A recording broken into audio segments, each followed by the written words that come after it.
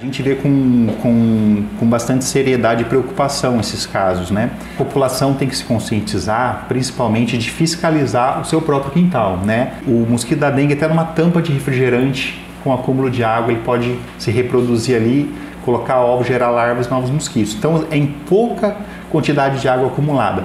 É uma questão, uma doença que é grave, tá? Extremos da idade, como jovens, pacientes acima de 60 anos, né, idosos, pacientes com comorbidades, eles tendem a evoluir de forma mais grave na dengue, né?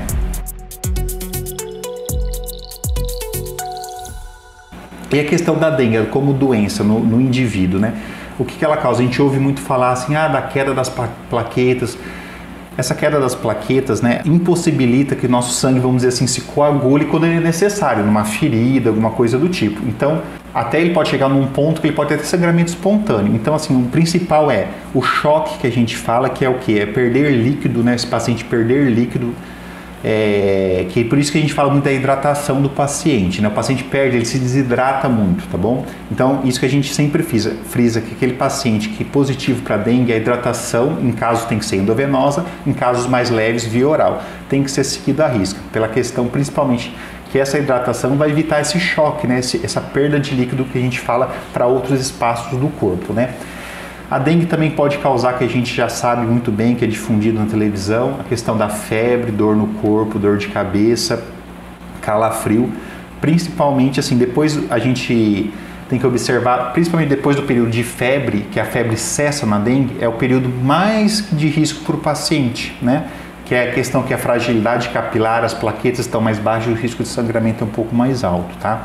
Então a gente pede para o paciente que tenha sintomas de dengue, febre, dor de cabeça, dor no corpo, dor articular, dor muscular, procure atendimento médico, seja no posto de saúde mais próximo da sua casa. A dengue é uma doença que consegue ser feito o manejo no posto de saúde, não precisa ser necessariamente no pronto-socorro, tá? A partir daí, ele é diagnosticado, é acompanhado com o médico, são pedidos alguns exames. O hemograma não é obrigatório para todo paciente com dengue, são para casos do grupo C e D, que são casos um pouco mais graves, alguns em caso B, que pacientes com comorbidades um pouco mais graves.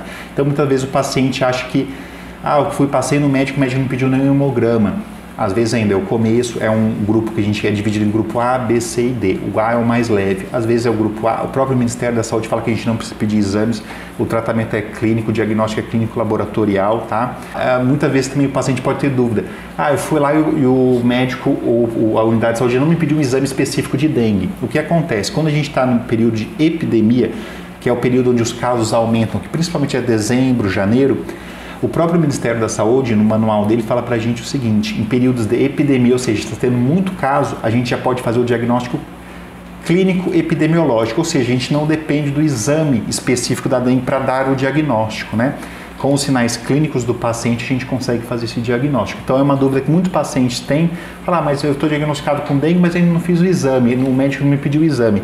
Então, o exame no período, nesse contexto de epidemia, ele é descartado, ele é mais reservado a casos mais graves, tá?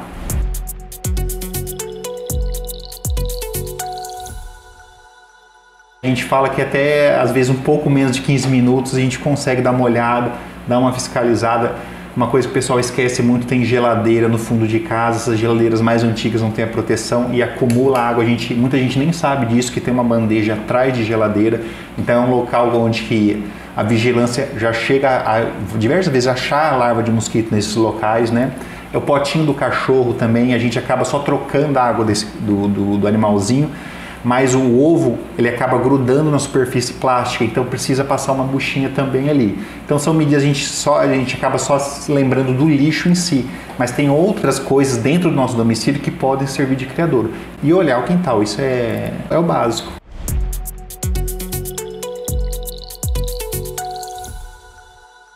O Dr. Leonardo Menegon, que é responsável pelo pronto-socorro, né, se antecipou um pouco no começo de dezembro, a gente vendo a gente sabendo da história, né, da evolução, né, da dengue, da epidemiologia da dengue, ele propôs e fez um protocolo, no qual nós fizemos um protocolo de atendimento completo para os médicos e profissionais da saúde, enfermeiros, técnicos, auxiliares, para como que a gente vai seguir desde o caso mais leve, que é do grupo A, até o grupo D, tá?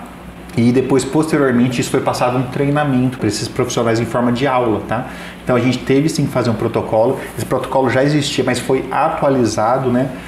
Ampliado, e graças a Deus está funcionando muito bem no pronto-socorro.